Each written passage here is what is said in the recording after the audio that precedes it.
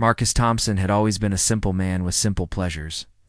At 62 years old, he had spent most of his life working construction, building houses and neighborhoods across 3 counties. His weathered hands told the story of decades spent laying foundations, pouring concrete, and framing homes that would shelter families for generations. What most people did not know about Marcus was that he had been quietly buying land for the past 30 years. Small parcels at first, then larger tracts as his construction business grew more successful. He had an eye for property that others overlooked, and the patience to wait for the right opportunities. The land in question sat on a hill overlooking the town of Millfield, a sprawling 87 acres that Marcus had purchased in 1994 from an elderly farmer who needed quick cash for medical bills. Back then, it had been nothing but rolling fields and a few old oak trees. Marcus had paid cash $57,000 that represented most of his savings at the time. The farmer had been grateful, and Marcus had been content to let the land sit while he focused on his business and raising his family. Over the years, Marcus watched as development crept closer to his property. First came the shopping center at the base of the hill, then the small office complex. By 2010, developers were eyeing the area with serious interest. That was when Pinnacle Development Corporation approached Marcus with their first offer. They wanted to build Oak Ridge Estates, a luxury planned community with 230 homes, priced between $400,000 and $700,000. Marcus had listened politely to their presentation, but turned down their initial offer of $2.3 million. It was not that he needed the money. His construction business was doing well, and his kids were grown and settled. He simply was not ready to sell. The developers came back 6 months later with $2.8 million. Marcus declined again. By 2012, they were offering $3.5 million, and Marcus began to consider it more seriously. The negotiations stretched over 2 years. Pinnacle wanted to buy the entire 87 acres outright, but Marcus had grown attached to a small desk section at the highest point of the property where he had built a modest cabin as a weekend retreat. Finally, they reached a compromise. Marcus would sell 79 acres for $4.2 million, keeping 8 acres that included his cabin and about 300 feet of frontage along the main road. The contract was complex but clear. Marcus retained full ownership of his 8 acres, with all mineral and water rights. He had an easement for access via the main road that could never be restricted or altered without his written consent.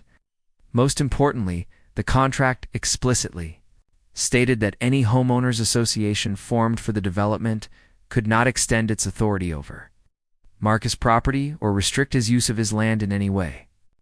The lawyers had been very specific about this point at Marcus's insistence. Construction of Oak Ridge Estates began in 2015, and the first families moved in during 2017. Marcus watched from his cabin as the rolling fields he had once walked were transformed into curved streets lined with oversized houses. Each home came with its own set of restrictions enforced by the Oak Ridge Estates Homeowners Association. Lawn height requirements, exterior paint color approvals, limits on decorative items, and dozens of other rules designed to maintain property values and neighborhood aesthetics. Marcus's property sat like an island at the edge of this controlled environment. His 8 acres remained unchanged from when he had first bought the land. There was a small cabin painted in peeling blue with a wraparound porch where he liked to sit in the evenings. Behind the cabin stood a metal workshop where he stored tools and equipment from his construction days. A gravel driveway connected everything to the main road, and Marcus had never felt the need to pave it or pretty it up. For the first few years, the relationship between Marcus and his new neighbors was cordial if distant. Occasionally, someone would stop by to chat or ask about his property. A few neighbors had even offered to buy his land, offering him quick and easy money to relocate somewhere quieter. Marcus always declined politely, explaining that he liked where he was and had no intention of moving. The problems began in 2019 when Linda Morrison was elected president of the Oak Ridge Estates Homeowners Association. Linda was a woman in her early 50s who had moved to Oak Ridge Estates from a larger city after her divorce settlement provided her with enough money to buy one of the more expensive homes in the development. She had strong opinions about property values, neighborhood standards, and what she called maintaining the character of the community. Linda's first complaint about Marcus's property came during the spring HOA meeting when she raised concerns about his unpaved driveway. She argued that the gravel created dust that affected nearby properties and gave a poor impression to visitors and potential buyers. When other board members pointed out that Marcus's property was not part of the HOA, Linda responded that his property was grandfathered into the neighborhood and should be held to the same standards as everyone else. The HOA board tried to explain to Linda they had no authority over Marcus's property, but she persisted. She began organizing support among other residents, arguing that Marcus's unkempt property was hurting everyone's property values. She started a petition calling for the HOA to take action and began researching legal options for forcing compliance with neighborhood standards. Marcus' first direct contact with Linda came on a Saturday morning in June 2019. He was working in his garden behind the cabin when he heard a car door slam in his driveway. He looked up to see a woman in her 50s marching toward him with a folder in her hand and a determined expression on her face. She was well dressed in the way that suggested money and status, and her manner was brisk and businesslike. Linda Morrison introduced herself as the president of the Oak Ridge Estates, HOA, and informed Marcus that she was there to discuss bringing his property into compliance with neighborhood standards. Marcus listened politely as she outlined her concerns about his gravel driveway, the peeling paint on his cabin, and what she described as general maintenance issues that were affecting the entire neighborhood. Marcus explained calmly that his property was not part of the HOA and that he had no obligation to comply with their standards. He showed Linda the contract language that specifically exempted his property from any HOA authority. Linda argued that the contract was old and that circumstances had changed since the neighborhood was built. She insisted that as part of the broader community, Marcus had a responsibility to maintain standards that protected everyone's investments. The conversation remained civil, but it was clear that Linda was not satisfied with Marcus's position. She left that day but promised to return with more information about community standards and legal obligations. Marcus watched her drive away and felt the first stirring of concern about what might be coming. Over the following weeks, Linda began what she called an educational campaign about property maintenance and community standards. She distributed flyers to every house in Oak Ridge Estates, highlighting the importance of maintaining property values through consistent enforcement of HOA rules. While she never mentioned Marcus by name, the flyers included photographs of unkempt properties that clearly showed portions of his land. Linda also began researching local ordinances and zoning laws, looking for any regulations that might give the HOA leverage over Marcus's property. She contacted the county planning department, the health department, and even the fire marshal, asking about requirements for driveways, building maintenance, and property upkeep. Most officials told her that Marcus's property appeared to be in compliance with all relevant codes, but Linda continued searching for any violations she could use. The situation escalated in August when Linda organized what she called a neighborhood safety walk. She invited residents to join her for a tour of the area to identify potential safety hazards and maintenance issues. The group of about 15 people walked through the neighborhood and inevitably ended up at the border of Marcus's property, where Linda pointed out various concerns, including the gravel driveway, the aging cabin, and the metal workshop. Marcus was sitting on his porch when the group gathered at the edge of his property. Could hear Linda's voice clearly as she discussed her concerns about property maintenance and neighborhood standards. When one resident asked whether Marcus was required to make improvements, Linda replied that she was working on that issue and expected to have answers soon. Marcus walked down to the group and introduced himself politely.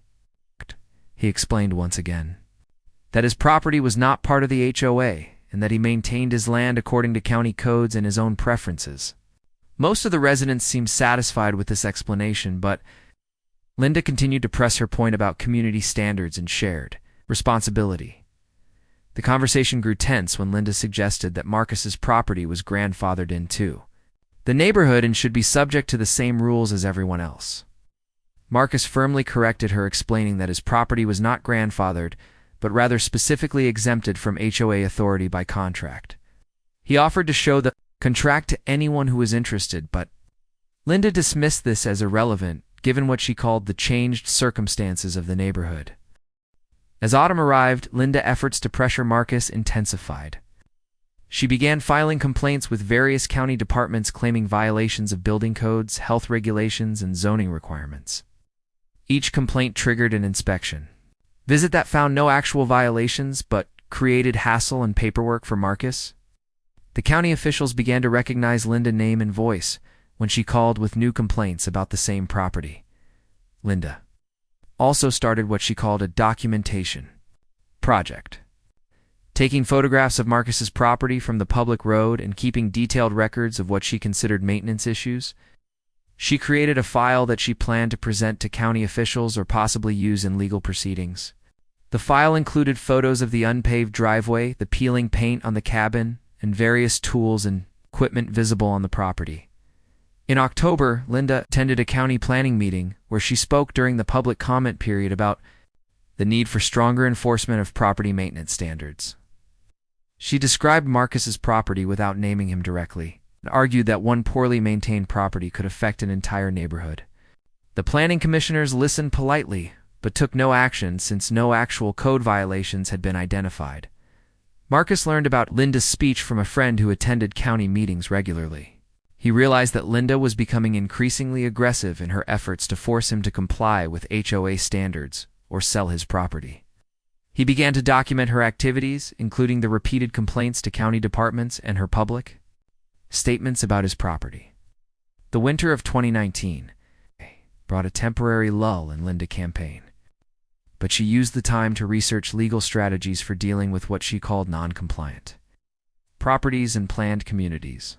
She consulted with several attorneys about options for forcing property improvements or potentially acquiring Marcus's land through eminent domain or other legal mechanisms.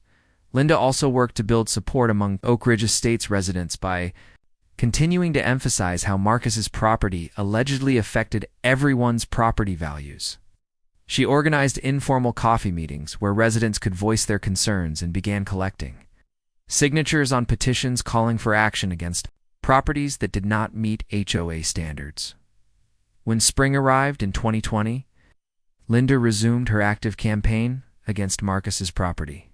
She filed new complaints with county departments claiming that Marcus's unpaved driveway created dust problems during dry weather.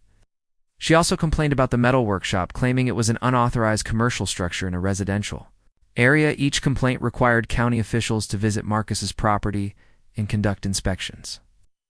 The officials consistently found that the property met all applicable codes and regulations, but Linda continued filing new complaints whenever she thought of a different angle to pursue. The repeated inspections began to annoy Marcus, but he remained patient and cooperative with the officials who were just doing their jobs.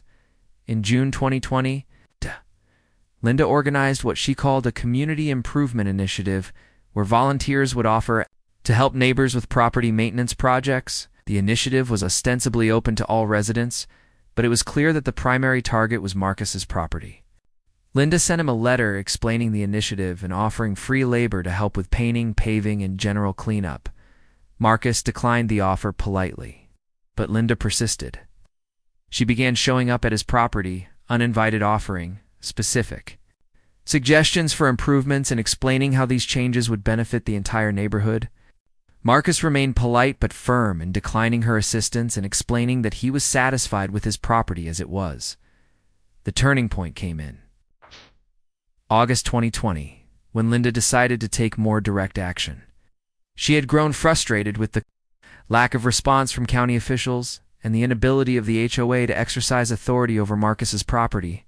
She began researching more aggressive strategies, including the possibility of claiming that Marcus's property posed safety hazards or violated obscure regulations.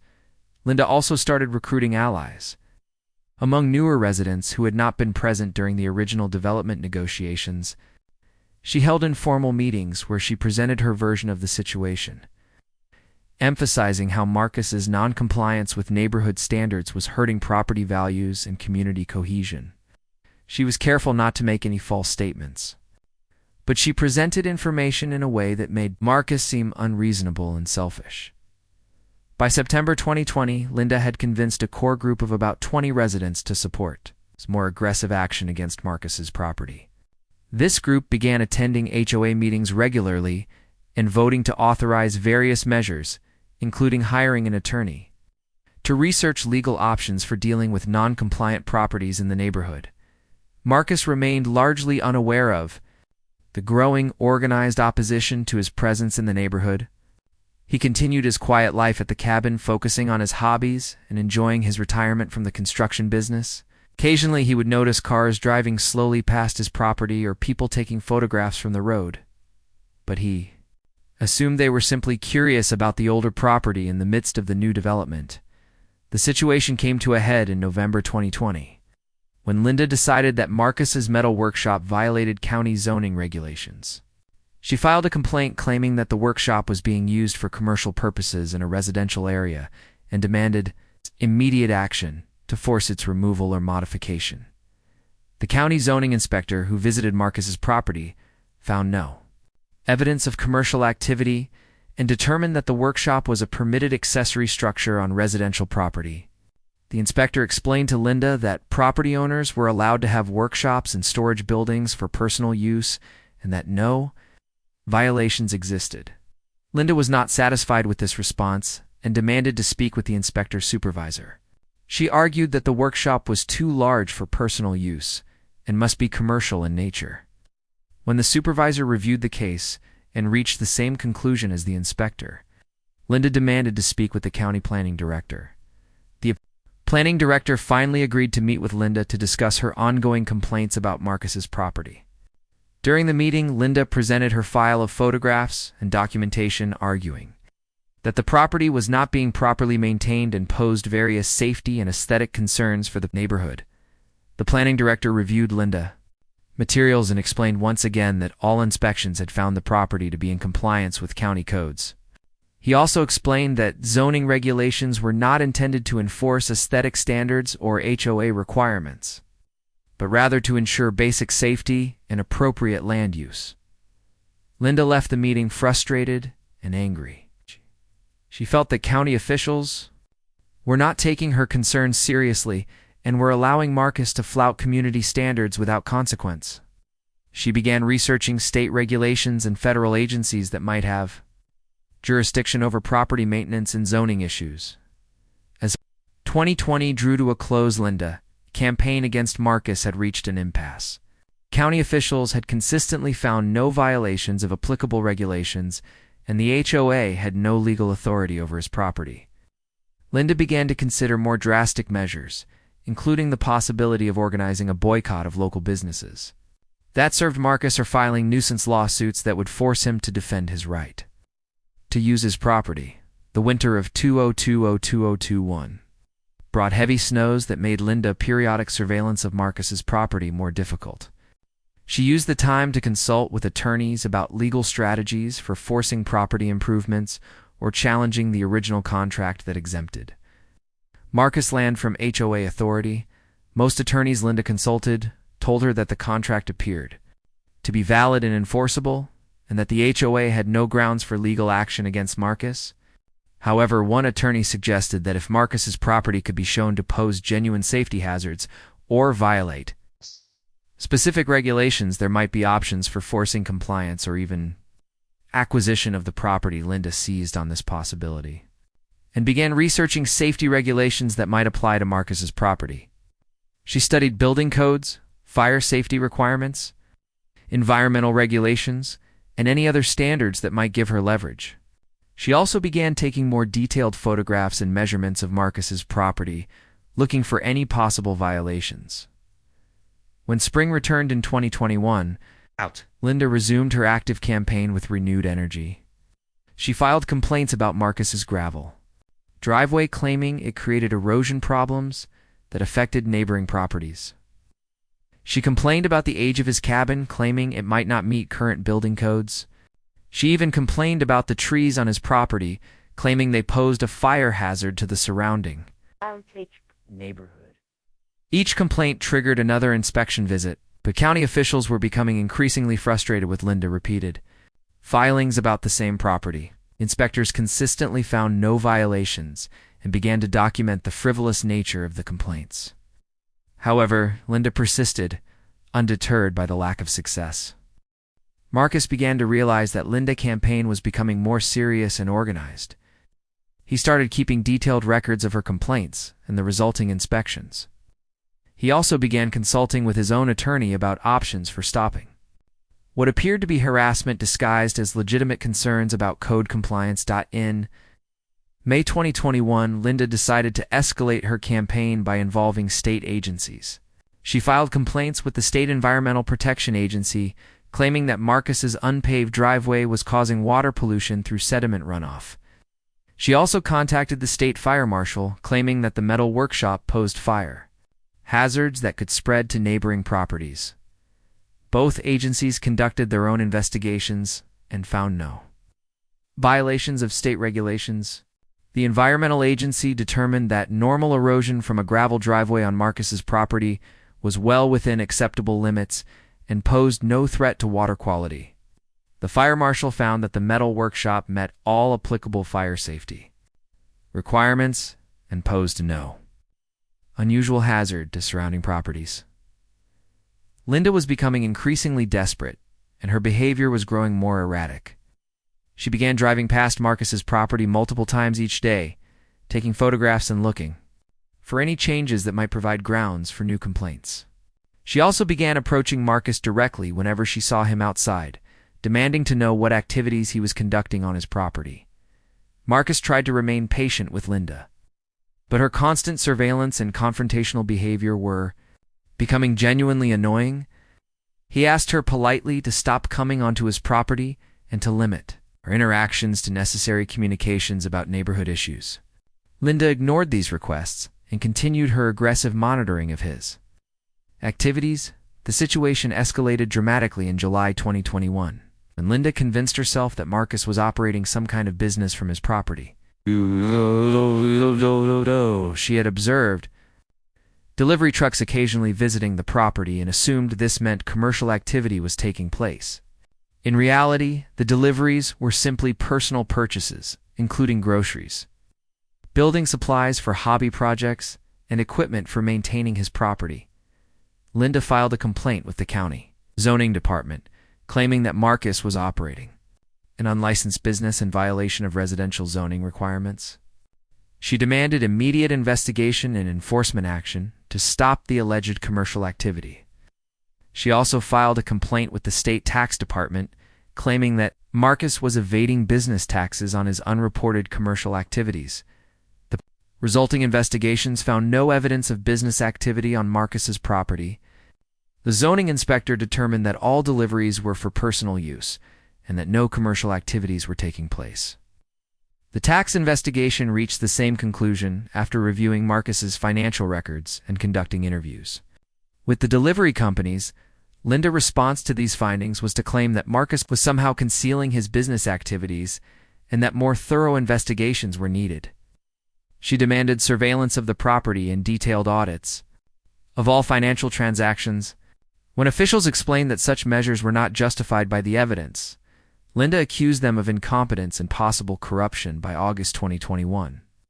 Linda's behavior had become so aggressive and disruptive that other residents of Oak Ridge Estates were beginning to complain about her conduct.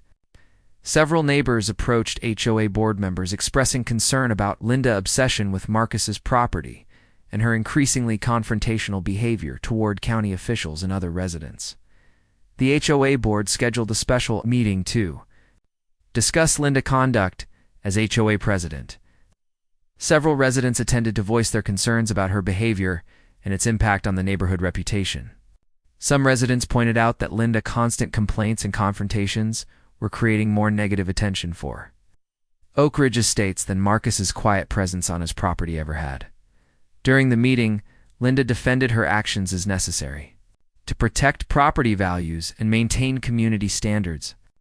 She argued that Marcus's refusal to comply with HOA requirements was setting a dangerous precedent that would eventually lead to the deterioration of the entire neighborhood. She insisted that her efforts were justified and that other residents simply did not understand the long-term consequences of allowing non-compliance. Several residents challenged Linda claims, pointing out that Marcus's property was specifically exempted from HOA authority by contract, and that his presence had not caused any measurable impact on property values. They also noted that Linda's aggressive behavior toward county officials was creating negative publicity for the neighborhood and potentially exposing the HOA to legal liability.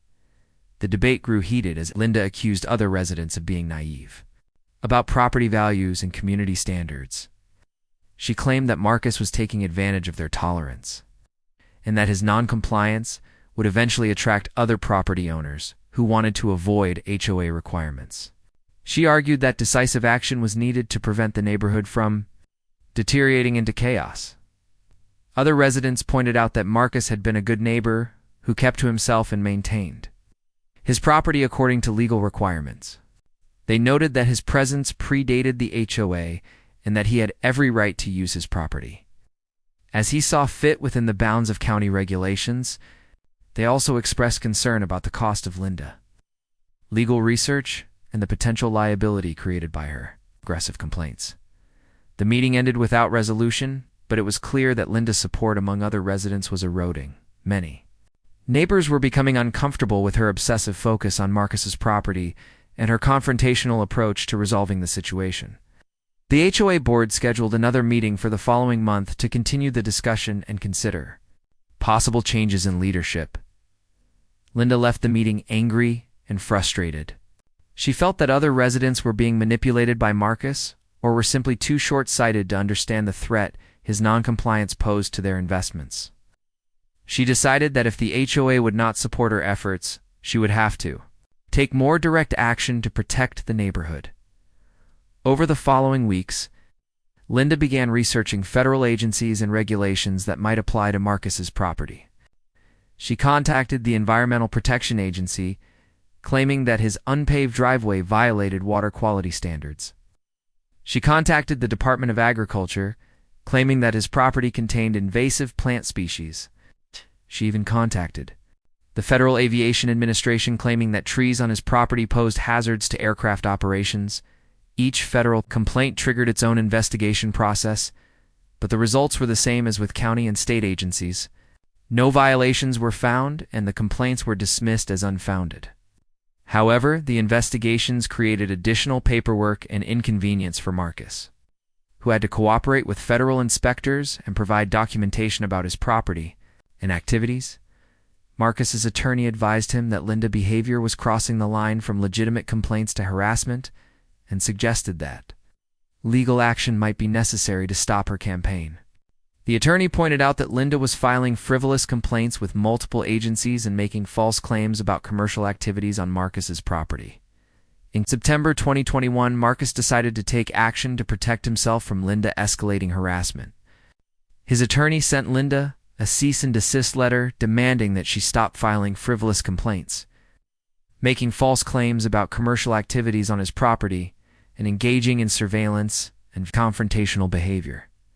The letter explained that Marcus's property was legally exempt from HOA authority and that all agency investigations had found no violations of applicable regulations. It warned that continued harassment could result in legal action for damages, including attorney fees costs associated with responding to frivolous complaints and potential claims for intentional infliction of emotional distress. Linda's response to the cease and desist letter was defiant. She claimed that Marcus was trying to intimidate her into abandoning her legitimate concerns about neighborhood standards. She argued that property owners had a right to voice concerns about neighboring properties, and that Marcus was trying to silence her through legal threats. Linda also escalated her public campaign against Marcus by organizing what she called a community awareness meeting about property maintenance and neighborhood standards. She invited residents from other neighborhoods to attend and learn about the importance of enforcing HOA requirements. The meeting was held at a local community center, and Linda presented her case against Marcus. Using photographs and documentation she had collected, about 30 people attended the meeting, including several real estate agents and property managers from other developments. Linda presented Marcus's property as an example of what could happen when HOA requirements were not properly enforced. She argued that his noncompliance was setting a dangerous precedent that could spread to other neighborhoods if not stopped. However, Linda's presentation backfired when several attendees pointed out that Marcus's property appeared to be well maintained, according to the photographs she had shown. They noted that the gravel driveway and older cabin were not necessarily signs of neglect but rather different choices in property management. Some attendees questioned why Linda was so focused on a property that appeared to meet all legal requirements for maintenance and use. The meeting also attracted the attention of a local newspaper reporter who had heard about the ongoing dispute between Linda and Marcus. The reporter interviewed both Linda and several other residents about the situation and began researching the background of the conflict, including the original development contract and the history of complaints. The resulting newspaper article was not favorable to Linda's position. The reporter explained the contractual basis for Marcus's exemption from HOA authority and noted that all official investigations had found no violations of applicable regulations. The article portrayed Linda as an overzealous HOA president who was harassing a neighbor over aesthetic preferences rather than legitimate code violations. The newspaper article created additional problems for Linda. Within the Oak Ridge Estates community, many residents were embarrassed by the negative publicity and concerned about how the dispute was affecting the neighborhood reputation. Several residents who had previously supported Linda began to distance themselves from her campaign against Marcus. The HOA board faced increasing pressure to remove Linda as president, or at least rein in her activities. Board members were concerned about potential legal liability from her aggressive complaints and the negative publicity her campaign was generating. They scheduled another special meeting to address the situation and consider changes in HOA leadership. Linda realized that her position as HOA president was in jeopardy and decided to take even more drastic action before she could be removed from office. She began researching the possibility of having Marcus's property condemned as a public nuisance or health hazard. She also considered the possibility of organizing a legal challenge to the original development contract that exempted his property from HOA authority. In October 2021, Linda made what would prove to be a fateful decision. Frustrated by her inability to find legitimate violations on Marcus' property and facing opposition from other residents, she decided to fabricate evidence that would justify more aggressive action. She began taking photographs of Marcus's property from different angles and in different lighting conditions, looking for images that could be misinterpreted as showing code violations or safety hazards. Linda also began making false claims about activities she claimed to have observed on Marcus's property. She told county officials that she had seen evidence of illegal dumping, claiming that Marcus was accepting construction debris and other waste materials for disposal on his land. She claimed to have witnessed commercial vehicles making deliveries of hazardous materials and alleged that Marcus was storing dangerous chemicals in his workshop. These false claims triggered more serious investigations by county health and environmental officials. Marcus was required to provide detailed information about all materials stored on his property and allow thorough inspections of his workshop and other buildings. The investigations found no evidence to support Linda's claims, but they created significant stress and expense for Marcus. Marcus's attorney advised him that Linda's false claims were clearly crossing the line into criminal behavior, and that she could potentially be charged with filing false police reports or making fraudulent statements to government officials. The attorney suggested that it might be time to file a lawsuit against Linda for harassment and defamation, rather than simply trying to stop her behavior through cease and desist letters. However, before Marcus could decide on legal action, Linda made an even more serious mistake. In November 2021, she called the county sheriff office to report what she claimed was suspicious activity on Marcus's property. She told the dispatcher that she had observed people coming and going from the property at unusual hours and suspected that illegal activities might be taking place. Linda carefully crafted her report to avoid making specific false statements while still implying that criminal activity was occurring. She described vehicles arriving at night and people carrying packages or containers that might contain drugs or other illegal materials. She suggested that the property might be being used as a distribution center for illegal substances or stolen goods. The sheriff's department was obligated to investigate the report, but deputies found no evidence of illegal activity on Marcus's property. They interviewed Marcus, who explained his normal activities and provided information about legitimate visitors, including family members, friends, and service providers. The deputies concluded that Linda's report was unfounded and documented their findings accordingly. However, Linda was not satisfied with the sheriff's department investigation. She called back several days later, claiming that the deputies had missed evidence of illegal activity and demanding more thorough surveillance of the property. She suggested that Marcus might have been warned about the investigation and had temporarily stopped his illegal activities. The sheriff's department explained to Linda that no evidence of illegal activity had been found and that continued surveillance was not justified based on her unsubstantiated claims. They warned her that filing false reports was a criminal offense and that she should be careful to ensure that any future complaints were based on genuine evidence rather than suspicion or speculation. Linda interpreted this warning as evidence that Marcus had somehow influenced the sheriff's department to protect his alleged illegal activities. She began researching the backgrounds of the deputies who had investigated her complaint, looking for any connections to Marcus or his family that might explain their reluctance to take action. In December 2021, Linda made her most serious mistake. Convinced that local law enforcement was either incompetent or corrupt, she decided to contact federal agencies about what she claimed was a criminal conspiracy to protect illegal activities on Marcus's property. She filed complaints with the Federal Bureau of Investigation, claiming that local officials were covering up drug trafficking and other criminal activities. Linda Act. FBI complaint included detailed allegations about Marcus's supposed illegal activities and claims that county and sheriff officials were deliberately ignoring evidence to protect him. She provided photographs of his property that she claimed showed evidence of criminal activity and demanded federal investigation of both Marcus and the local officials who had failed to take action against him. The FBI is required to investigate all credible reports of federal crimes, but agents quickly determined that Linda's complaint was based on speculation rather than evidence. They reviewed the county and sheriff department files on Marcus's property and found that all investigations had been conducted properly and had found no evidence of illegal activity. However, the FBI investigation created serious problems for Linda. Federal agents interviewed Marcus and several county officials about Linda's allegations and quickly concluded that her complaints were fabricated or based on misinterpretation of normal activities. The agents also discovered that Linda had a pattern of filing frivolous complaints with multiple agencies about the same property.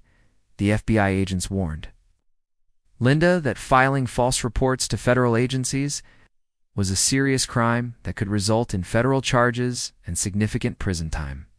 They explained that her pattern of complaints appeared to constitute harassment rather than legitimate concerns about criminal activity, and that continued false reports could result in criminal prosecution. Linda finally began to realize that her campaign against Marcus had gone too far and was potentially exposing her to serious legal consequences. However, she was too invested in her position to back down gracefully. She continued to insist that Marcus's property posed legitimate concerns for the neighborhood and that officials were not taking appropriate action to address the situation. By early 2022, Linda's behavior had created serious problems not only for herself, but for the entire Oak Ridge Estates community. The negative publicity from her campaign against Marcus was affecting the neighborhood reputation and potentially impacting property values. Many residents were angry about the situation and demanding that the HOA board take action to stop Linda's disruptive behavior. The HOA board finally decided that Linda's conduct as president was damaging the community and that she needed to be removed from office. They scheduled a special election to choose new leadership, and several residents announced their intention to run against Linda on a platform of ending the conflict with Marcus and restoring the Fadu neighborhood reputation. Linda campaigned for re-election, focused on her claims that Marcus's property posed ongoing threats to neighborhood standards and property values. She argued that other residents were being naive about the long-term consequences of allowing non-compliance with community standards and that her efforts were necessary to protect their investments. However, most residents had grown tired of Linda's obsessive focus on Marcus and her confrontational approach to neighborhood issues. They were concerned about the legal liability her behavior was creating and embarrassed by the negative publicity her campaign had generated. The election results were decisive, with Linda losing by a margin of more than 2-1. The new HOA president was a retired banker named Robert Chen who had moved to Oak Ridge Estates in 2019 and had watched the conflict between Linda and Marcus develop with growing concern. Robert's campaign had promised to end the harassment of Marcus and focus the HOA on legitimate community issues rather than personal vendettas against neighbors. One of Robert's first actions as HOA president was to send Marcus a formal letter apologizing for the harassment he had endured from the previous administration. The letter acknowledged that Marcus's property was not subject to HOA authority and promised that the organization would not interfere with his legitimate use of his land. The letter also offered to meet with Marcus to discuss any genuine neighborhood issues that might affect his property. Marcus appreciated the gesture and agreed to meet with Robert to discuss the situation. During their conversation, Marcus explained that he had no desire for conflict with his neighbors and was willing to cooperate on legitimate community issues as long as his property rights were respected. He also expressed hope that the neighborhood could move past the controversy, return to more normal relationships between neighbors, Robert assured Marcus that the new HOA leadership was committed to respecting property rights and focusing on issues that affected the entire community. Rather than targeting individual properties, he explained that many residents were embarrassed by Linda's behavior and wanted to rebuild positive relationships with all neighbors, including Marcus. However, Linda was not willing to accept defeat gracefully, even though she was no longer HOA. President Xi continued to believe that Marcus's property posed threats to the neighborhood and that other residents were making a serious mistake in not supporting her efforts. She began organizing a group of like-minded residents who shared her concerns about property values and neighborhood standards. This group, which Linda called the Property Values Protection Committee, met regularly to discuss strategies for dealing with what they considered problem properties in the neighborhood. While Marcus remained their primary focus, they also identified other properties that they claimed needed attention, including homes with non-standard landscaping paint colors or decorative items. The Property Values Protection Committee began filing complaints with county agencies about various properties in the neighborhood, claiming violations of building codes, zoning regulations, and health standards. However, county officials recognized the pattern of frivolous complaints and began documenting the harassment behavior of Linda and her supporters. Marcus' attorney advised him that Linda continued harassment, despite losing her position as HOA president, demonstrated a pattern of behavior that might justify legal action for damages. The attorney pointed out that Linda's false reports to multiple agencies had created significant costs in terms of time, legal fees, and stress, and that a lawsuit might be necessary to finally stop her campaign. In March 2022, Marcus decided to file a lawsuit against Linda for harassment, defamation, and intentional infliction of emotional distress. The lawsuit detailed the 2-year campaign of frivolous complaints, false allegations, and confrontational behavior that Linda had conducted against his property. The lawsuit sought damages for attorney fees costs associated with responding to false complaints and compensation for the stress and inconvenience Linda's behavior had caused. The lawsuit also named several members of Linda Property Values Protection Committee as defendants, claiming that they had participated in the harassment campaign and were jointly liable for the damages it had caused. The lawsuit sought an injunction preventing any of the defendants from filing further frivolous complaints or engaging in surveillance or confrontational behavior toward Marcus or his property. Linda's initial response to the lawsuit was defiant. She claimed that Marcus was trying to silence legitimate concerns about neighborhood standards and that property owners had a right to voice concerns about neighboring properties that affected their investments. She argued that her complaints had been based on genuine concerns rather than harassment, and that Marcus's lawsuit was an attempt to avoid accountability for his non-compliance with community standards. However, as Linda's attorney reviewed the evidence in the case, it became clear that her position was legally untenable. The attorney pointed out that Marcus's property was clearly exempt from HOA authority by contract and that all official investigations had found no violations of applicable regulations. The attorney also noted that Linda Patton of false reports to multiple agencies could potentially result in criminal charges for filing false police reports. Linda attorney advised her to consider settling the lawsuit rather than proceeding to trial where the evidence would clearly favor Marcus. The attorney explained that a jury would likely be unsympathetic to her claims given the extensive documentation of her harassment campaign and the lack of any legitimate basis for her complaints about Marcus's property. Meanwhile, the lawsuit was creating additional problems for Linda within the Oak Ridge Estates community. Many residents who had previously been neutral in the conflict began to view Linda as a troublemaker who was exposing the neighborhood to legal liability and negative publicity. Several residents who had supported her Property Values Protection Committee withdrew their participation and distanced themselves from her activities. The new HOA board was also concerned about potential liability from Linda actions while she was serving as president. The HOA insurance carrier warned that the organization might not be covered for lawsuits arising from harassment or discriminatory enforcement of HOA rules. The board consulted with attorneys about the possibility of seeking indemnification from Linda for any damages the HOA might face as a result of her conduct. In April 2022, Linda made another serious mistake that further weakened her legal position. Frustrated by the lawsuit and the loss of support from other residents, she decided to escalate her campaign by targeting Marcus directly rather than just his